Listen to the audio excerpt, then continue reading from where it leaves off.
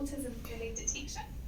I think the big thing for me, or sort of the big takeaway, was just the earlier the better, in terms of that wraparound support, that collaborative kind of approach, and just making sure that the child's needs and strengths are all understood. I think that was probably a big takeaway from me.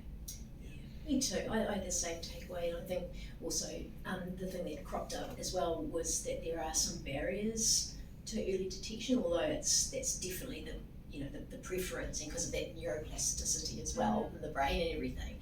I think we've got a few problems with that, unfortunately, because our health system is under so much pressure, and it's so hard to access assessment and diagnosis and that sort of thing.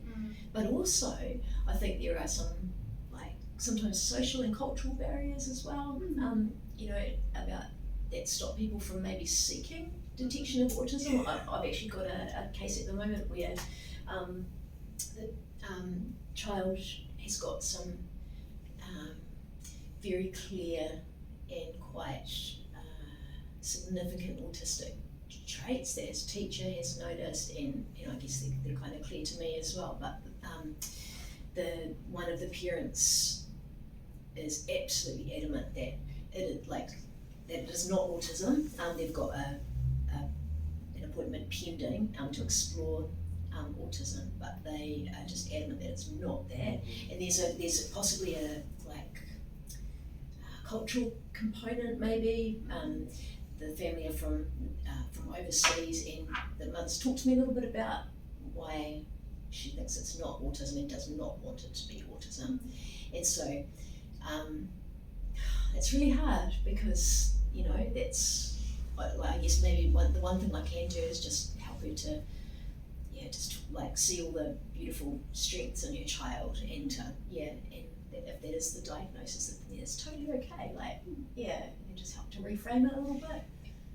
Sorry. Yeah, I just keep coming back to that sense, for me, knowledge is power, so the knowledge to then put a plan in place, for my own child, if that was the pathway we were going down, I'd be all about it, in theory. But I guess for some people it's a bit, potentially a bit whakamā, or it's just confronting.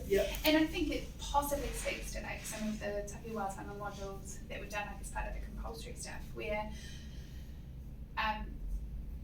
in society still there is probably a deficit kind of cope-up around a diagnosis of autism, or being diagnosed as autistic.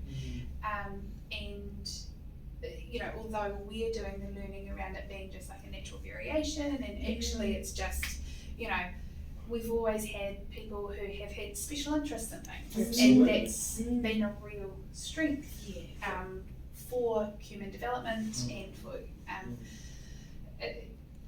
society, because we're trying to, perhaps pigeonhole, there is still that slight deficit attachment at times. And one thing I a little bit struggled with was kind of that balance between that holistic kind of natural variation cultural component, where it was let's take the child for who they are, and we'll put the best supports we can, because we know that actually perhaps their language development isn't coming in as quickly as we'd like, so actually we can support them with their language development, versus this kind of, it felt to me like a diagnostic kind of approach around that early detection. So that balance of taking the child in that holistic sense, and just accepting that, but also the evidence that we currently have is saying, well, if we've got a detection and a diagnosis that supports, not necessarily a diagnosis, but it sort of, in my mind, it lent itself to diagnosis. Around that, absolutely, the research says developmentally that might support the child better. And so I found that interesting of some conflict there, isn't there? around that before the age of 3, that's they're not even doing chirp stuff before the age of 3. But they won't take chirp before the age of 3. And one of the takeaways was the age in which you diagnose is more influential than the intervention intensity. Yes. Thought that was like, yeah. you know, but the delays, if you do delay, then there's that. Yeah. There is some contradictions though, in those Yeah. two approaches. Yeah. That's a really good point. Yeah. We'll ponder that, shall we? Yeah, early detection, early support, better It's outcomes. really, really good. Yeah, But better then how does outcomes it for sit with some of that other stuff? Yeah. Yeah. Yeah.